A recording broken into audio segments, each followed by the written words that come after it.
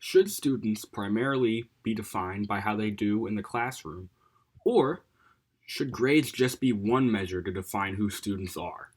This is a heated topic with much debate from both sides. In this video, we will look at what each side believes, why they feel that way, what the pros and cons are of each argument, and ultimately who makes the most sense. My name is Dean Barker. I am a junior professional writing major and communications minor at Bridgewater College. As a student, I see both sides of this debate. On one hand, if I don't do well in school, it'll be hard for me to find a job after I graduate.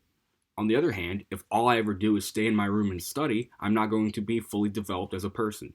According to a ThoughtCo article by Grace Fleming, who is a senior academic advisor at Georgia Southern University, grades matter for a variety of reasons. It's going to be easier to get a job after you graduate, and for those coming out of high school, you need good grades in order to get a scholarship. When you get into college, you need to maintain those good grades in order to keep that scholarship. Fleming is right about the importance of good grades when you're looking for a job. But what Fleming does not account for in her article is that employers also look at a student's experience when they were in school, what extracurriculars they were involved in, what they did in their communities. Things like that can also go a long way to help people get a job. On the other side of the debate, people argue that intelligence can be measured by many different ways and grades is only one of them. In a State Press article at Arizona State University by Ashley Sutherland, Sutherland talks about how extracurriculars and things like that can develop one's intelligence in ways that can only be measured on an IQ scale. These things, she argues, cannot be measured by grades. David Thomas is a principal lecturer at ASU, and he argues that intelligence is malleable and can be developed if people use the right techniques and strategies. Thomas does not say whether this includes grades or not.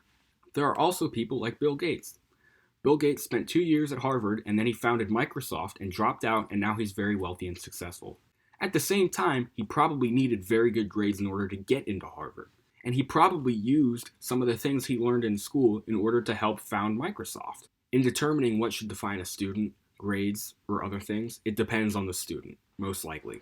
Although grades are extremely important, if a student has the potential to go pro in sports, the degree won't mean as much as one's athletic ability. If one is a decent student athlete but is clearly not going to go pro, he or she should spend more time focusing on academics than athletics.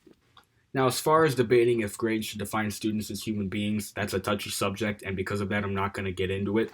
But I will say that if a student doesn't do well on one test, that shouldn't define them as a person or as a student, and they shouldn't beat themselves up over it. But if a student is consistently bringing in good grades because of their hard work ethic and studying, they should let that define them, because that's a good way to define yourself. After all, Webster defines student as a scholar or a learner. So a student should be defined by how they learn. Now, obviously, a student can learn and do poorly on a test, but the tests are there to test whether or not the student has learned the material. So, of course, students would be defined by their grades. On the other side of the coin, students shouldn't beat themselves up if they don't have a lot of friends and aren't involved in a lot of extracurriculars. As I said earlier, the students are primarily there to learn. But finding friends and doing extracurricular activities can help develop someone as a person and also can help you have business connections once you get down the road later in life.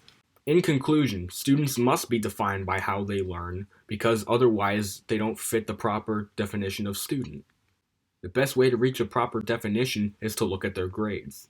But students can learn in other ways, such as extracurricular activities and making friends. So students should be primarily defined by their grades, but also people should look at their extracurricular activities and what they do when they're not studying. I'm Dean Barker, signing off. We'll see you next time.